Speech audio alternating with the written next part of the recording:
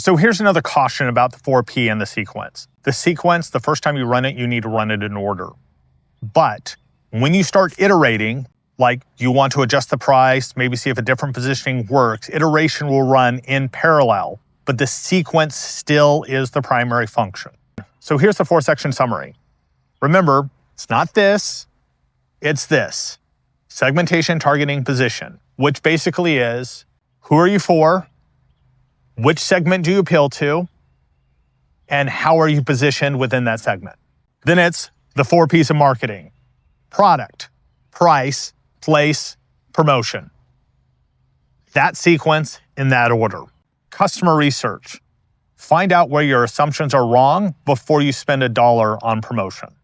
And the 3 C's: cost, customer, competition. Know your market well enough to see where the uncontested position is. You'll see this referred into other works as blue ocean, red ocean strategy, but that's the uncontested position.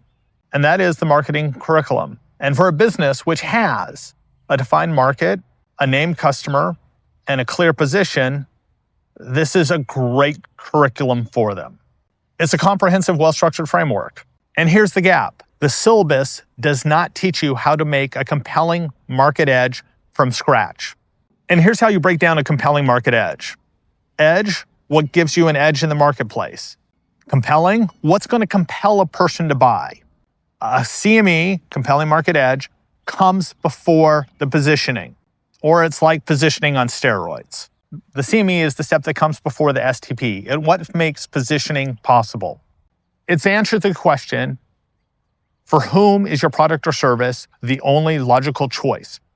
Not the good choice, not the competitive choice. It's not like saying, as my kids do, here's my best friend, here's my other best friend.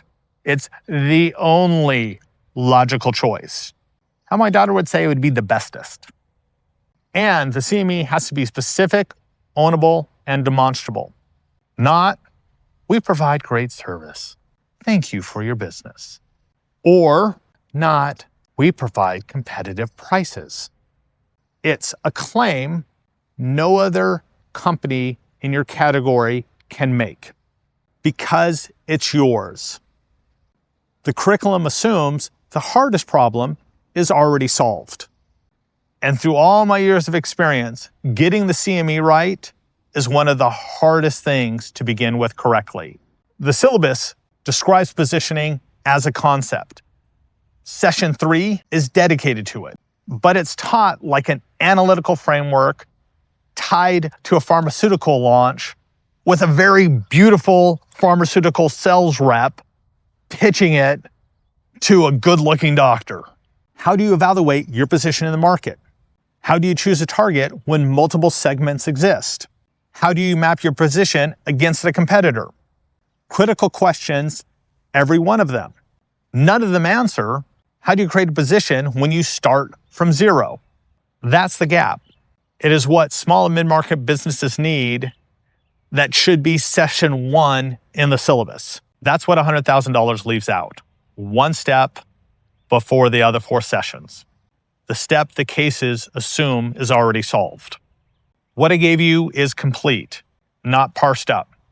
It's the whole framework from 26 years of experience in product management and product marketing, with many failed product launches and some very successful ones. Take it and run. The 4 sections, what each one means, and the one that comes before the 4 sections. You can run it against your business this week without talking to me or anyone else. So step 0 before the 4th section is write your compelling market edge. That one sentence, for whom are you the only logical choice for and why? If that sentence stalls out, you need to figure out where it is stalling and fix that stall. That's where the friction is.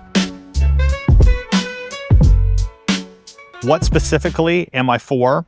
What do they want? And here's a key. What do they want that's unspoken? And am I the only logical choice for them? 4 P's in sequence. Product resolved, then price resolved, then place resolved, then promotion to amplify it. Not a menu, a sequence. Each one depends on the one being completed before you start the next one. Remember, it's not a cafeteria menu. Research. Find out where your assumptions are wrong before you spend $1 on promotion. And I don't mean spend it on just paid acquisition. I mean spend $1 on promotion, whether it be organic or paid. One final limitation before I give you the link. This framework assumes you have a good fulfillment model. The sequence applies, but if you do not have a good fulfillment model, your product is the starting point and then positioning. See, there's caveats to every single rule. Fix what you deliver before you define how it's positioned. That's not a caveat, that's the sequence working exactly how it should.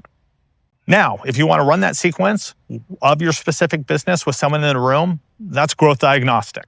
If you don't need it, you have everything you have right here. I'm also here to pressure test, poke holes, and use my tacit knowledge to help find out where those holes are. Talk to me, talk to your marketing agency, have them challenge it. I'm Brandon Phares, and this is Marketing Decoded.